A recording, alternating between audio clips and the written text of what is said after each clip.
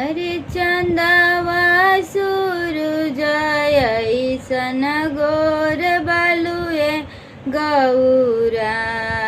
सावर बर परलो भागलुए गौरा सावर बर परलो भागलुए गौरा मंगिया के टिकावा कहवा छोड़ी अलुए गौरा मंगिया के टिकावा कहवा छोड़ अलुए गौरा बड़े बड़े जाटा परलो भागलुए गौरा बड़े बड़े जाटा परलो भागलुए गौरा